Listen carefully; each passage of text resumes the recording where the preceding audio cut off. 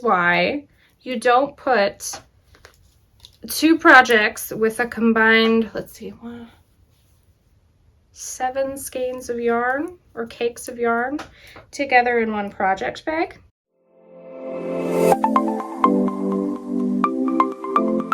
Hello, welcome back to my channel. My name is Amanda and this is Birch and Lily, where I talk about all of the crafty goodness that I've been up to over the past couple weeks. Today is March 20th, 2023, and I have, goodness, a lot of new starts today, but somehow not many finishes. I have one finish, if you can't tell. Apparently, it's a thing now for me to finish a sweater every episode, so I've done that once again. But otherwise, yeah, I have a lot of new starts to show you this episode, but I think it will be a really fun collection of things to look at. Before we jump on into that though, good old regular announcements. I'm trying to think here. Do I have an announcement? I did discount some more skeins in the shop, so definitely give that a check out. And yeah, I guess otherwise, the main places you can find me on the internet, birchandlilyfiber.com, and Instagram is at birch.and.lily. So let's jump on in. Obviously, I am wearing a finished object. I finished this literally yesterday. Thank goodness for my spin dryer, because I was able to block it yesterday and run it through my spin dryer, and then it ends up drying really fast. So that is why I'm able to wear it today here on the podcast. But this is my Laneway sweater, and I have some thoughts. Nothing to do with the pattern. All my fault. But I have some thoughts. So let me stand up and I will show you the sweater first. Okay, so here we have it. As you can see, it might be a little bit big. I think I picked maybe one size too large. I haven't measured yet to see like if I'm on par for measurements with the pattern. Like I said, I just finished this yesterday. I literally haven't even cut any of the ends that I've woven yet. They're all still dangling in here. So, but I think I might have picked one size too large. And then the other issue I had, I hit gauge, but in these vertical sections, somehow my gauge got off as I was knitting and it changed my row gauge just in those sections, not the horizontal sections, not the normal stockinette, but just those vertical sections. It got off a little bit, which lengthened everything. So then while I think I talked last episode that I was going to do the medium-sized yoke, back up. This pattern comes with so many different customizations, different customizations for the color work, different customizations for the sleeve lengths, and different customizations for the yoke depth. And so my plan was to do the short yoke depth because I know on yoked sweaters, I don't like when there's tons of extra space in here. It's just slightly uncomfortable to me. So my plan was to do the shortest one so that the yoke sat really high up. But once I got to the end of the shortest yoke in the pattern, it was measuring in at about the medium yoke depth. So that's on me, and that's when I figured out the vertical color work issue. Because of that, that also made the sleeves kind of sort of long. I also knew I wanted them long, but they're maybe a wee bit longer than I would have liked. I'm not about to go back and shorten them though. Like, I think it just looks like a nice, big, baggy, wonderful sweater. So I'm not like super disappointed, but it's just not exactly what I was thinking. It's more of like a, I'm feeling lazy and don't want to dress up too much, but still want to look nice sweater, where my original thought was like classy, fancy sweater. I don't know. Does that make sense? So yeah, we'll see how I feel about it. It was nice to be able to use some of my yarn. These were colorways from the new collection, and I always like to kind of knit some stuff up out of that yarn before I release it, just so I can show it off. So this shows off some of that yarn too, which is nice. And I don't know, maybe someone will get a sweater. I haven't decided yet. But yarn, I use, like I said, Birch and Lily Fiber Co. Birch DK base, which is 100% superwash merino. And this tonal color is Serendipity, and the one that's used in the color work with the speckles and stuff, that is called Euphoria. So yeah, what else did I do with this? I knit all of my ribbing inside out. Actually, now on the topic of that, maybe I'll pop in the video real quick right here, how I knit my ribbing inside out. I made a reel for it on Instagram, but the problem, I'm gonna have to see. No, I'll put it in here. I'll put it in here, and then if I can figure out, so reels are allowed to be 90 seconds long, and YouTube shorts are only allowed to be 60 seconds long, and the reel was 90 seconds long. So maybe I'll see if I can split it into 2 sections that don't make it confusing and put up a couple shorts, but I'll pop it in here as well too. So I have had a lot of requests lately to film a tutorial on how I get my 1x1 ribbing to look so neat, and the trick is super simple. I knit it inside out. So technically this is the wrong side of my knitting, and this is what the right side of my 1x1 ribbing would look like. So I'm going to show you quickly how I set up to do that. So I just knit the last stitch of the round, which would be this stitch here. So I'm going to flip my knitting and get ready to do a double stitch. So if you've done German short rows before, this is all I do to get myself going. So with my yarn in front, this is the last stitch I just knit. I'm going to slip it onto my right hand needle, take the working yarn, and pull it up and over my needle.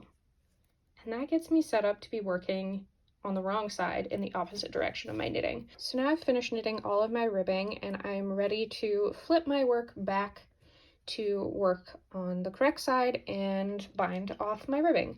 So all I'm going to do is take this yarn here. This is the last stitch that I just worked.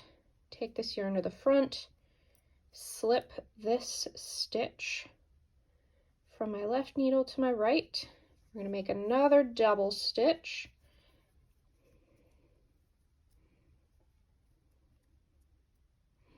And that's going to count as your first stitch. Do your second one and bind off.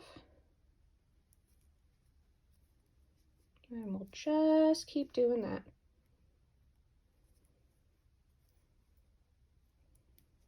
And there you have it. So I knit the ribbing inside out. Bind off, I did use the bind off actually from that I used with the downtown hoodie, where it just gives that really cool edging. I quite like that. I don't know, I feel like it finishes it really, really neatly. So I did that on the cuffs and the bottom. This is just like a regular cast on here, because that's where the sweater was started. It does have short rows. Turn around. Can you see those? Yeah, it has short row shaping. Like I said, so many different options to customize it as well, which is really nice. And yeah, it's I'm not sure how I feel about it. I will say too, if I'm being 100% honest, I literally just pulled this off the blocking mats and put it on, so I haven't even had tons of time to like look at it and think about how I feel about it. So there's that. It's pretty. I like how it looks. I just don't know if I like how it looks on me. So yeah, it will take some thinking. It might also be my fault because, like I said, yoked sweater construction is not my favorite. I prefer raglan, and so I'm just not used to the fit because everything I've been knitting lately has been like a raglan type sweater construction. So that's kind of where I am. Yeah, it's beautiful. I'm just not sure if it's for me. So this sweater is from, did I even say? That's shameful. I know I said it's the Laneway. This is a pattern from Sarah Opie.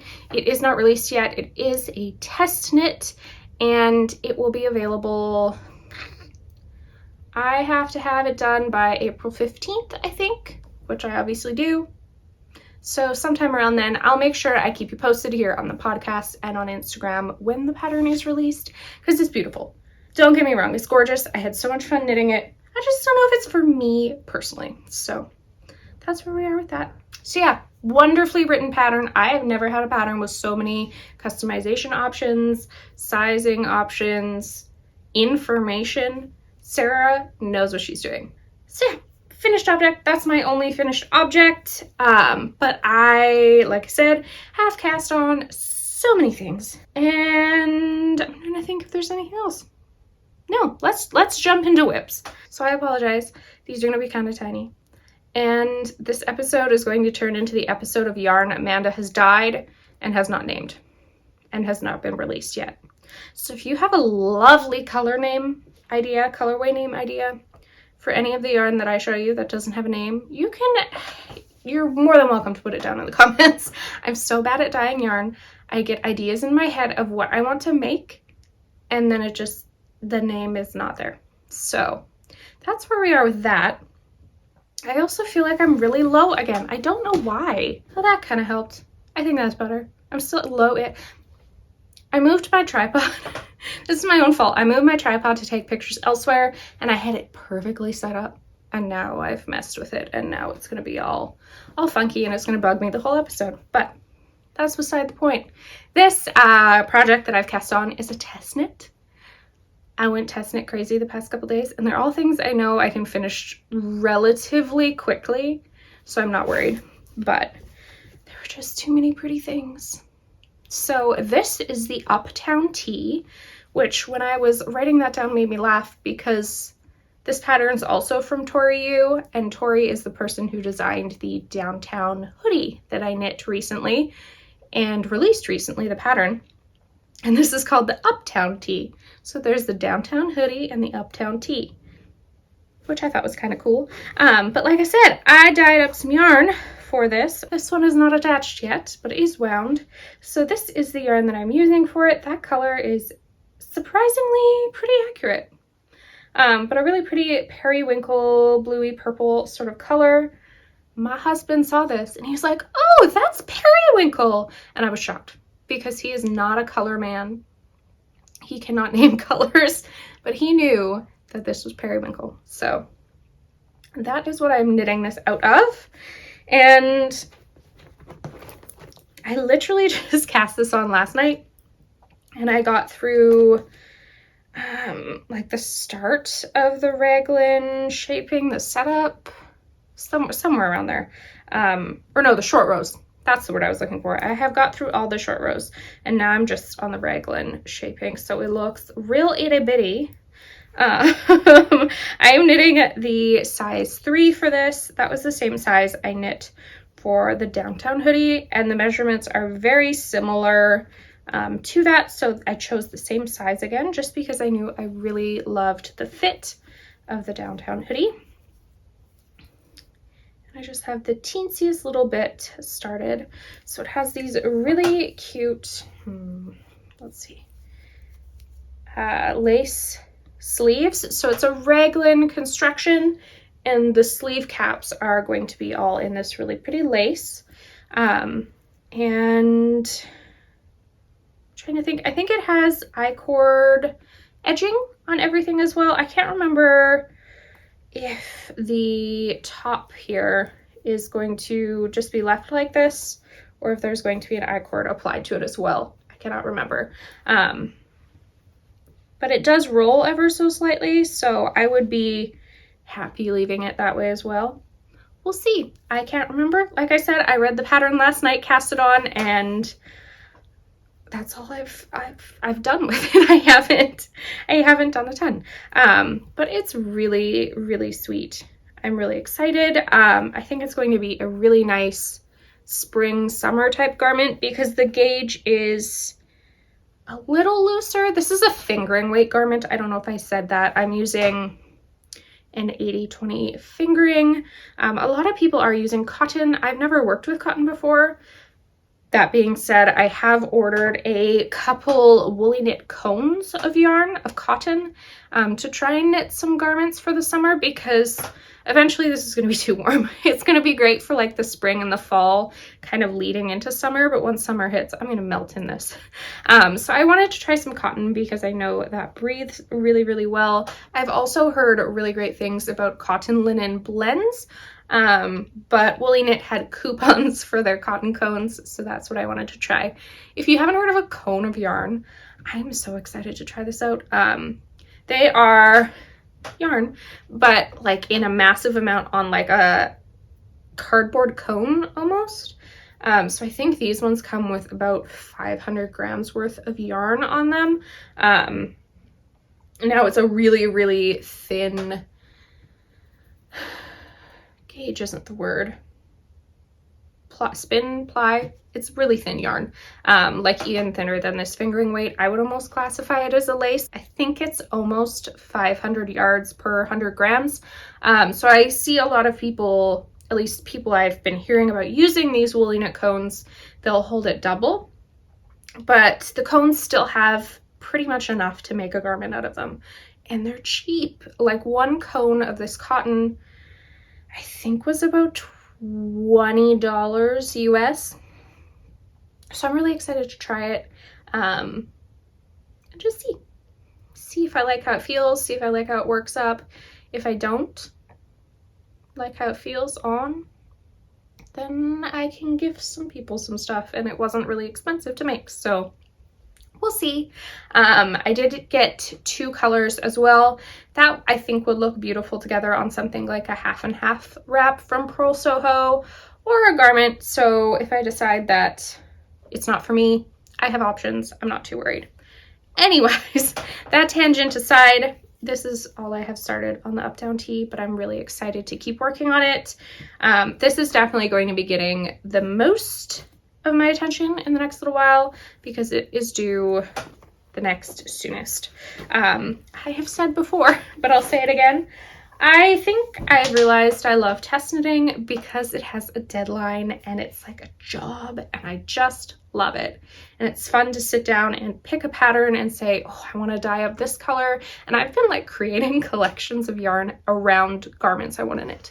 And so another one I'm going to show you shortly, same thing. I dyed up all the yarn for it, and they're all going to go together with that periwinkle for a really pretty spring collection. So you guys here on my YouTube channel get a real good sneak peek of everything, because I like to knit the colors up if I can before I put them in the shop, just so I can really be sure that I like them, and making a garment for myself is a perfect way to do that. So, and then usually because I've been knitting a lot of tonal garments lately, I come up with the tonals, and then I put a couple different like variegated speckled fun ones in there that I think work together well cohesively with the collection. So that, I guess, is a little insight on how my brain works. But moving on to another fun project. This is my Lento sweater. This is the only project that has really moved on from last episode. Oh, I guess this one, obviously, because I finished it, but this is the only work in progress, and I feel like I've got quite a bit done on it. So last episode, I'll show you the front of this first, actually, and then my marker's on the back, because that's where the beginning of the round is. Thus, I will show you that after. But here is my Lento. Let's see if the pretty pastel colors show this time. For some reason, it's really pastel-y because I am holding a fingering and a Suri double. You can kind of see the pastel-y colors there in the fingering, but the Suri kind of mutes it out a little bit, which was what I wanted. I didn't want like pastel explosion in your face. Sorry, this bag is just in my way today, but it makes it really hard to show on camera. Also, this is slightly wrinkled because I haven't touched it in probably a week. I think I worked on it quite a bit the week after last podcast episode went up, and then I haven't really touched it since then, but that is my Lento. So you can see I split for sleeves. There is my stitch marker, my progress keeper from last time. So I got a good inch or 2 in. I have all the progress keepers on here right now because I pulled some of them off. But that is a really cute sweater progress keeper from Hello Lavender. I think this was, so these Progress Keepers she makes with leftovers from other Progress Keepers she's made. And I think this was from the Extra Sprinkles Progress Keeper, which was like a little ice cream sandwich with rainbow sprinkles. Anyways, I thought it matched with this perfectly. So yeah, sorry this is pulling. Let me actually, does that help any? I'm like just past the sleeve separation here, like 2 rows past. So it's wanting to roll up kind of bad, but this has been getting less attention, mostly because it's really warm. It's gonna be really warm because it's got Suri in it, and while it's a fast knit and I really should continue working on it, my mind has moved to spring stuff because, well, today I guess technically is the first day of spring. But yeah, I've been in a spring knitting mood. I don't want to knit warm things anymore. Actually, that's a lie. There's some warm things I want to knit. But I've been knitting more, so I don't know where I'm getting here. I just haven't touched it in a while. But it's really pretty. So this is the Lento pattern by Jonna Hietala. It was in a, not episode,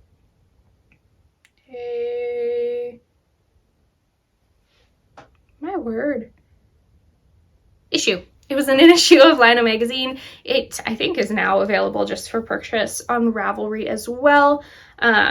But if you have the Laneway magazine version, there are some issues in the raglan stitches. After you do your short rows, they don't line up, and you have to kind of finagle it a bit to make them line up. But it's not too hard to do. So I think it's fine. If you have knit a couple raglan sweaters, you can totally figure out how to fix it. And I've heard maybe it's fixed on the Ravelry version, maybe. So a very cute sweater. We'll see if it gets some work in the next little while. Like I said, I've got some test knits and those take priority, but this is a really fun knit. This bag is from the striped tangerine. I don't know if you can tell, but it's definitely Star Wars, which I love. This one doesn't have a bag right now. I've shoved 2 projects in one bag, and I was just looking to see if I maybe had something that would fit in, and actually I do. So I am gonna grab it a bag because it's a tangled mess in this bag. Gosh, I don't know what I did here. So this is another test knit, like I said, that I started a couple days ago, maybe a week ago now. This is a test knit for Lindsey Fowler, and it is a cowl pattern that is so tangled right now. I think this is the last untangling I have to do. This is why you don't put 2 projects with a combined, let's see, 7 skeins of yarn or cakes of yarn together in one project bag, because it will knot up. No matter how gentle you are, no matter how hard you try, it will tangle. So there, I think that is better. I am testing a cowl pattern for Lindsey Fowler of Larkspur Knits, and it's not due till July, so I don't think this is going to get tons of progress, but I wanted to cast it on and kind of get it started. And my goal for knitting this, it is a colorwork cowl, is to learn how to knit colorwork two-handed. So holding one strand in my left hand and one strand in my right hand. So far, it's actually going pretty well. I'm shocked. But I am knitting this out of 2 colorways from my shop, both on the Birch DK base. This here is called Wanderlust. It's kind of blowing out, but it's like a light gray with rainbow speckles. And then this is Graphite. This is actually left over from my downtown hoodie. And so I thought it would make a great pairing with Wanderlust for some color work. And I really don't have a ton done, but you can see here, I don't think I said the name of the cowl. I am out of practice today. This is the Subalpine cowl. And it will be coming, I think, with a cup cozy that matches. But yeah, I am knitting up on this slowly but surely, learning how to do two-handed color work. I really like it so far because I am a continental knitter and I have a really hard time tensioning two different colors of yarn on one finger. So I thought this would be a good way to figure that out. And I really haven't, I've only done like 3 or 4 rows, but I have no tension issues from what I can tell. Nothing looks too tight. The color work isn't too tight. In fact, I feel like it's more looser and like it's pliable, a good way to put it. Like nothing feels, the floats don't feel too tight or anything. And I do have issues with floats being too tight sometimes. So yeah, I'm enjoying the two-handed color work so far. And I'll just keep working away on this. This is definitely going to go into my gift bin, I think. I don't need any more cowls, but I just thought it would be a really fun way to use up some yarn. I really wanted to knit up Wanderlust. I haven't knitted up yet. And then color work is always fun. I love color work. So that is the Subalpine cowl. I will keep you posted when it releases, as I do with every test knit, but that one will be quite a while before it does release. Finally, in this really big bag, which is kind of overkill, but I put it in here. This is from, oh gosh, where is it from? It should say on here, Wool and Honey. The cutest little bag with all sorts of fun Michigan stuff on it. I am testing the Tolsta tee for Rebecca Clow of the Creabea Knits on YouTube. And oh my gosh, I'm so excited. My friend, this has a background story or a backstory to it. My friend has this beautiful sweater, and me and a couple of friends all trade clothes in between each other. And so she had the sweater and she passed it on to another friend, and I saw it and I said, oh my goodness, please let me take a picture of that sweater. Those colors, I want to make them into yarn. And so I did. That is what I am knitting up this sweater with. Now, in saying so, there are going to be so many ends on this sweater, which I guess is a tee, Tulsa tee, not sweater. I'm still going to call it a sweater out of habit. But anyways, there's going to be so many ends on this because it's going to have 5 colors, which seems like overkill for a tee.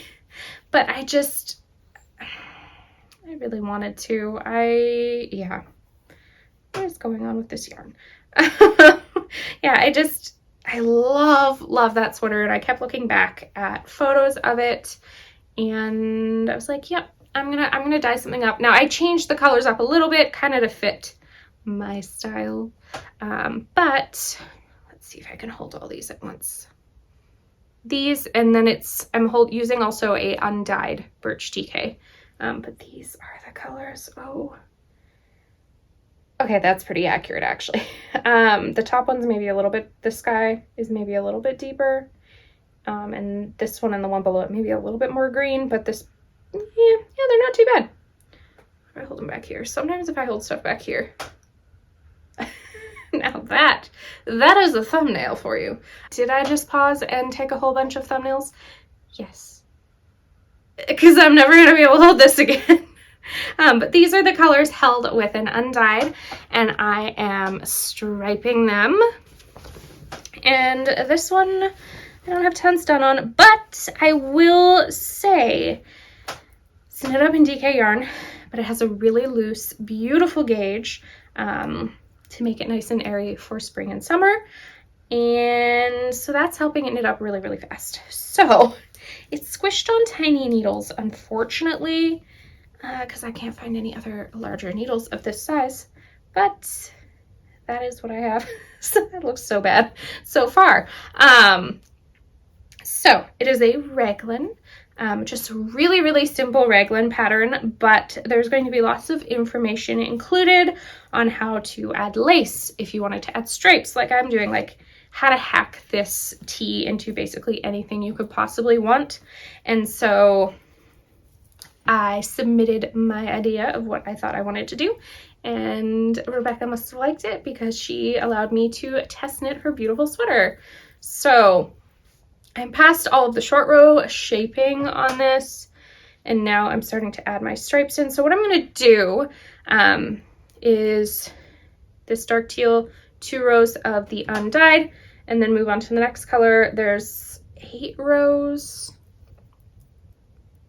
Yeah, 8 rows of the color, 2 rows of the undyed, and I'm going to continue that striping sequence throughout the whole garment. So 8 rows of color, 2 undyed, 8 rows of color, 2 undyed. And I think I'm going to do this one, then the yellow, no, then the pink, and then the yellow. So yeah, that's the order I'm going to stripe it, with the cream in between.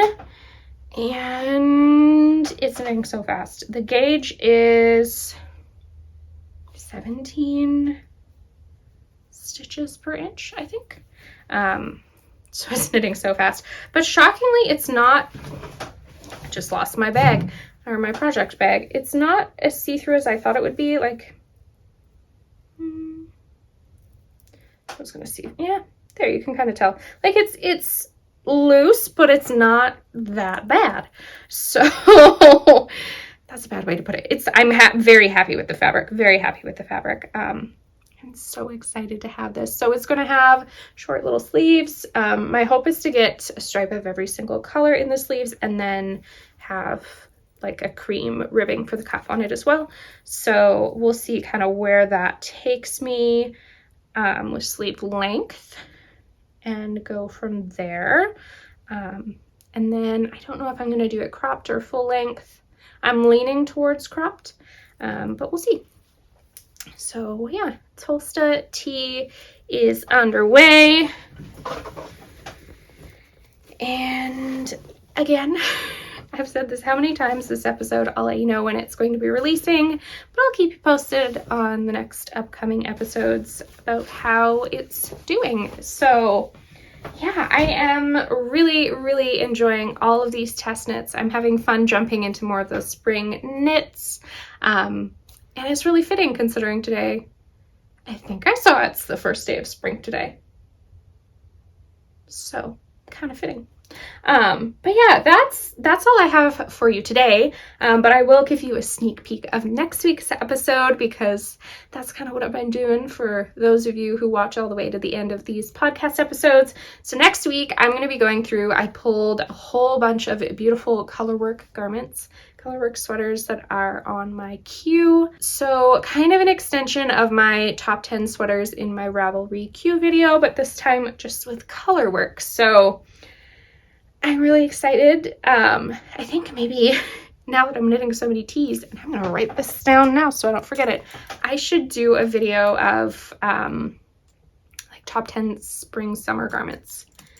So maybe keep an eye out for that one coming soon. But next week is going to be top 10 colorwork garments, and I'm really excited to show you guys what I've pulled. But yeah, that is the end of this video. If you liked what you saw today, please consider subscribing and hitting that like button. It really helps the channel out a lot. I'm so thankful for all of you guys that have been sharing my channel lately, because the subscriber count is shooting up like crazy. Like, we literally just hit 4,000 subscribers maybe a month ago, and I'm almost at 5. So I really, really appreciate all of you. It really warms my heart to see that you all love what I'm doing and what I'm putting out on my channel. So thank you so, so much. Thank you for joining me, and I will see you again next week. Bye.